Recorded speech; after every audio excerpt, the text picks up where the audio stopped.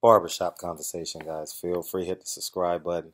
Don't forget, any sponsors out there, any business owners that want to sponsor Barbershop Conversations, hit me. Click any link in the description box. It'll lead you to me.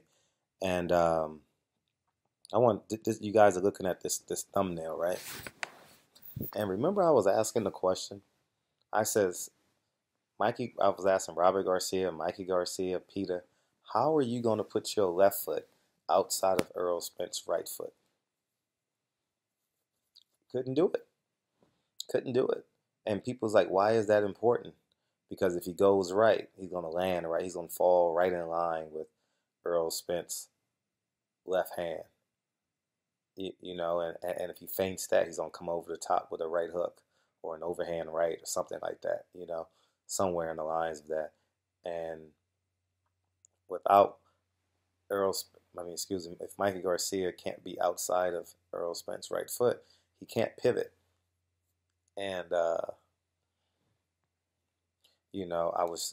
attempted to break this fight down. This fight went exactly the way I thought it would go. Except he didn't get knocked down or stopped. But basically he did. He just got beat up for 12 rounds, And I told you guys last week, Mikey Garcia will not have a jab in this fight. People are going to say, oh, he got a good jab. I says Mikey Garcia will not have a right hand in this fight. Oh, he knows what he's talking about. He's a technician. He's more intelligent than Errol Spence. He's this, he's that. I says the only way he will have a chance is if he shoots that explosive left hook. He has to lead with the left hook. That is the only way he could have been successful, or that looping left hand. But I knew that would be a problem because of his physical stature, and I said, feel free, check the catalog. It's on my page. I said it multiple times. He's going to have to be explosive with that left hook. And he tried it. How many times did he try that shot? 20 times? 25 times, and was unsuccessful, In the second half of the fight, he was swinging that air, trying to take that shot. And I'm just highlighting this picture because, I just want to talk about breaking down fights. Everyone's an expert. I'm not claiming to be an expert. I just have common sense. All right. I've closed my eyes and visualized this fight 1,000,001 times, right? And every time Errol Spence won. It wasn't like Danny Garcia, Sean Porter, where every time I think about the fight, the other person can win, or Sean Porter can win, or Danny Garcia can win.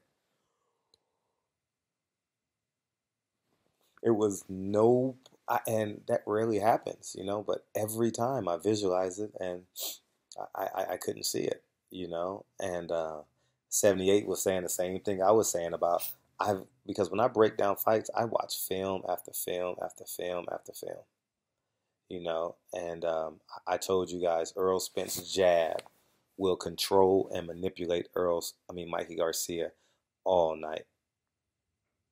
I told you guys that.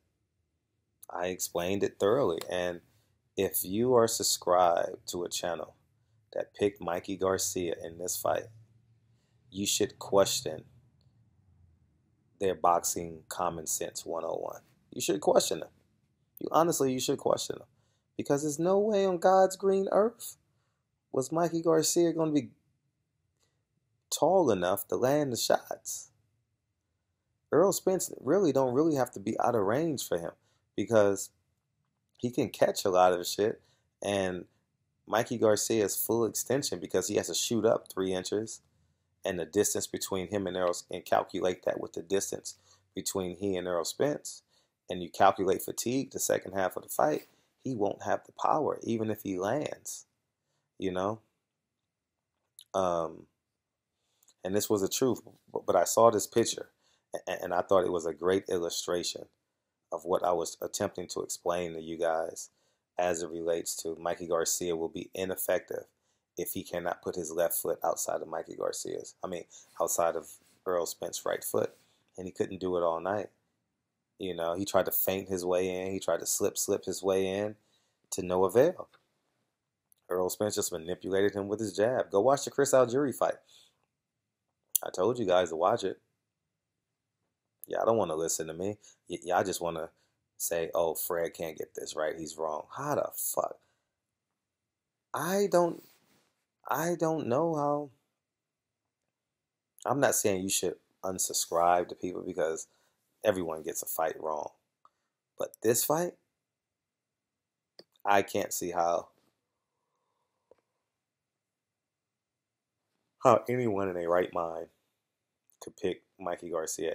And this ain't no tail on my. This ain't no spite on Mikey Garcia. I think he's the best 135-pound kid in the world right now. I think he beats Lomachenko.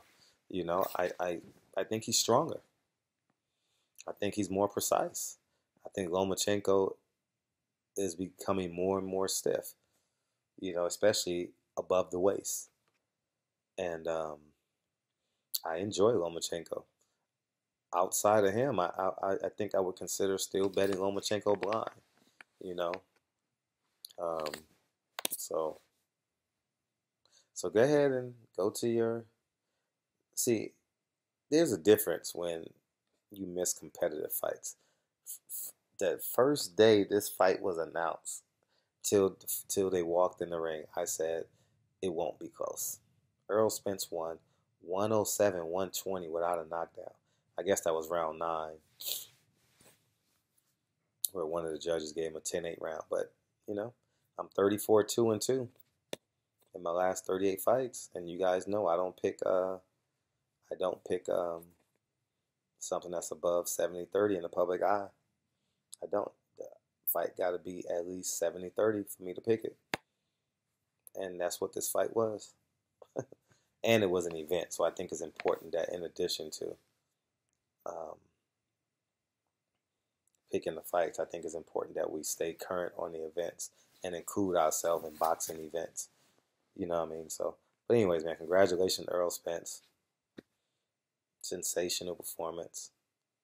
Uh, I love how he changed his jab between round 2 and round 4.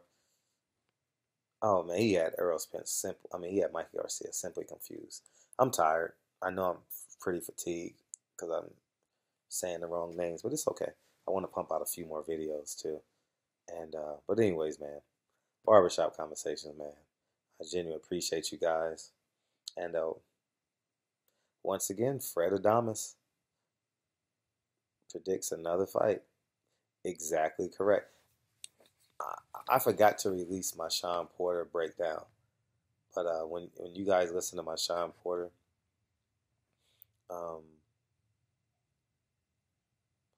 prediction video, you guys gonna be like, wow, wow. I told you exactly how that fight was gonna go. I explained it to you thoroughly. But you know, neither here nor there. So, anyways, man, barbershop conversations, man. Um, yeah. So, any sponsors want to sponsor any small business, or if you just retired and rich and you just want to support me, I'll take that too.